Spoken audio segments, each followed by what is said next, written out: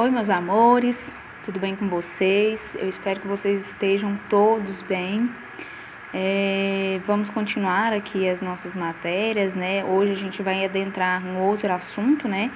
Falando aí sobre as principais doenças, né, cardiovasculares, o que são essas doenças, tá? E hoje, para iniciar, a gente vai ver o que é doenças cardiovasculares. O que é, né, uma doença cardiovascular? Ela afeta, né, o sistema circulatório, né, ou seja, ela vai afetar o coração e os vasos sanguíneos, né, que são as artérias, as veias e também os vasos capilares. Essas doenças, né, as doenças cardiovasculares, elas são de vários tipos, sendo as mais preocupantes as que vão afetar as artérias, né, coronárias, né, ou coronarianas, que são as artérias que irrigam, né, o nosso coração, e também as artérias, né, as doenças das artérias cerebrais, né, as que irrigam o nosso cérebro, tá? Essas doenças, né, podem ser o infarto agudo do miocárdio, né, que vai estar afetando aí as coronárias, né, as artérias do coração, e as artérias do cérebro pode estar causando, né, as doenças que afetam as artérias do cérebro, pode ser, né, o acidente vascular encefálico, tá? Quando, né, quase todas as doenças, né, cardiovasculares, elas são provocadas, né, por aterosclerose, né, ou seja, pelo depósito de placas de gordura, cálcio, né, que vão estar sendo ali acumulado no interior, né, dessas artérias, onde vai dificultar a circulação sanguínea, né, nos principais órgãos, ou até mesmo pode impedir, né, diminuindo totalmente, né, e impedindo que tenha uma circulação sanguínea para esses órgãos, tá? Quando a aterosclerose, né, ela aparece nas artérias coronárias, né, pode causar os sintomas, né, e doenças como a angina de peito ou provocar um infarto do miocárdio. Tá? É o que eu falei com vocês, é quando tem a cessação, né, do fluxo sanguíneo para um determinado órgão. Quando se desenvolve, né, nas artérias do cérebro, pode originar, né, sintomas como, por exemplo, alteração da memória, tontura, ou causar um acidente vascular encefálico, né, ou acidente vascular cerebral. Fatores de risco. Quais são os fatores, né, que vão aumentar a predisposição, né, de uma pessoa a desenvolver essas doenças cardiovasculares? Os fatores de risco, eles podem ser divididos em duas grandes categorias, né? Os fatores de risco modificáveis, né? E os não modificáveis. Dentro dos fatores de risco modificáveis, nós temos o açúcar elevado no sangue, o colesterol elevado, triglicerídeos elevado, né? Pressão arterial aumentada, excesso de peso e obesidade, o hábito de fumar, né, o uso do álcool, de bebidas, né, alcoólica, pouco exercício físico, no caso aí um paciente sedentário. Esses modificáveis é o que a gente consegue modificar, né, com o decorrer da nossa vida, né, a gente, por exemplo, se você está com açúcar elevado no sangue, você consegue controlar esse nível, né, de glicose sanguíneo, tá? E os não modificáveis é a idade, o sexo, a genética, né, que vai depender muito da história familiar do paciente, se tem ou não alguma doença cardiovascular, né, porque pode ser uma doença hereditária, tá? Então, né, para prevenir essas doenças, né, o adulto, ele precisa praticar as atividades, né, atividade física regularmente, ter hábito alimentar saudável, né, comer mais fruta, vegetais, né, evitar gordura, álcool, né, muito sal, né, para tentar controlar essas doenças, né, cardiovasculares, tá?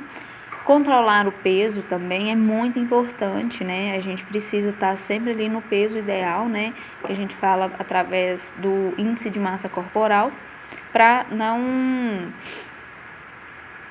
não ter, né, predisposição a essas doenças, né? Aqui tem mais, né, forma de prevenir, ter uma pressão arterial abaixo, né, de 140 por 90, né, milímetros de mercúrio, ter o colesterol abaixo de 190, ter uma glicemia normal, né, evitar ter o diabetes mellito, não fumar, evitar um estresse excessivo, né, porque pessoas mais estressadas, né, pessoas mais ansiosas, né, elas têm uma maior predisposição a desenvolver algum tipo de doença cardiovascular, tá? E dentre, né, as doenças cardiovasculares, né, essas são as principais das doenças, né, a hipertensão arterial, infarto agudo do miocárdio, aterosclerose, né, angina precordial e acidente vascular cerebral. Então, a gente vai ver, né, cada uma dessas aqui mais pra frente, tá? E hoje, para iniciar, né, adentrar entre essas doenças, nós vamos falar sobre a hipertensão arterial, tá? Usualmente, né, chamada aí como pressão alta, né, normalmente quando o paciente vai falar, né, se referir a uma hipertensão, ele fala que possui, né, pressão alta, tá? Que é ter, né, a pressão arterial sistematicamente igual, né, ou maior 14/9, né, que é o comum que a gente fala, tá? Mas o certo é dizer 140/90. A pressão se eleva em vários motivos, né, por vários motivos, mas principalmente porque os vasos, né, nos quais o sangue vai estar ali circulando, eles vão se contrair, tá? O coração, né, e os vasos, eles podem ser comparados a um método da torneira, né, aberta, ligada. Os vasos vão estar e vários esguinchos, tá? Se fecharmos a ponta, né, desses esguinchos, a pressão lá dentro no caso, né, da mangueira, ele vai aumentar, né? Então, é o que acontece dentro do nosso, a mesma coisa vai acontecer dentro do nosso corpo, tá? Então, por exemplo, se tiver algum entupimento, né, algum impedimento, com esse sangue, né, com que esse sangue ele circula ali de forma normal, vai ter uma alta pressão, né, nessa circulação, tá? Vai sofrer uma pressão dentro desses vasos, tá? Se os vasos são estreitados, né, a pressão sobe, né? Então, quando se tem um estreitamento, né, desses vasos, a pressão sanguínea acaba se elevando.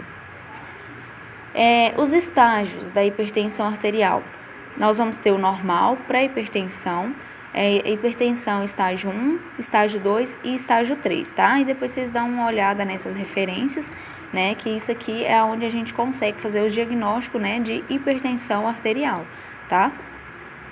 Quais são os fatores de risco, né, para uma predisposição, né, de uma hipertensão arterial?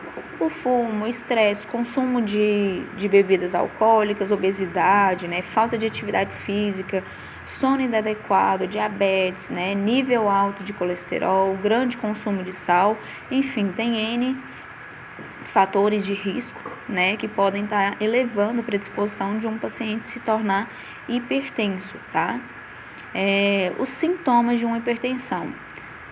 Os sintomas, né, da hipertensão, normalmente eles são raros, né, e normalmente só surge quando o paciente, né, só surge quando a pressão arterial está acima de 140/90, né, que vai poder provocar enjoos em tonturas, dor de cabeça forte, sangramento pelo nariz, zumbido no ouvido, dificuldade para respirar, cansaço excessivo, visão embaçada, dor no peito, tá? Mas normalmente, né, a hipertensão arterial, né, os sintomas normalmente dificilmente você vê, né, os pacientes terem alguns certos desses sintomas. Vai descobrir quando você vai fazer ali alguma consulta de rotina, né, que acaba percebendo essa hipertensão, a não ser que já tiver em uma situação mais agravada, né, e ele pode sentir esses sintomas, né, e acabar procurando um médico, né, um profissional. Os diagnósticos, né? O diagnóstico da hipertensão é feito a partir da aferição da pressão arterial, né? E deve ser realizada em toda avaliação da saúde, por um médico de qualquer especialidade e demais profissionais da saúde devidamente capacitados. No caso, né, desde o técnico de enfermagem até o médico, né, todos nós podemos fazer essa aferição de pressão, tá? Desde que seja capacitado, né, que tenha aprendido realmente fazer essa aferição de pressão, tá? O tratamento, nos casos, né, da hipertensão leve, tenta-se primeiro controlar, né, de uma forma de tratamento com uma forma, né, de tratamento não medicamentoso, tá? Que é muito importante, que envolve mudanças do hábito de vida, né, a pessoa vai precisar praticar atividade física, não exagerar no sal, né? Na bebida alcoólica, né? Controlar o estresse, o peso, né? E levar uma vida o quanto mais saudável possível que ela puder, né? Ter uma vida mais saudável possível. Se o indivíduo tem a pressão discretamente aumentada, né, e não consegue controlar, né, fazendo exercício, mudando, né, seus hábitos de vida, né, ou se ele já tem os níveis mínimos mais elevados, é necessário introduzir, né, uma medicação para deixar esses vasos mais relaxados, tá?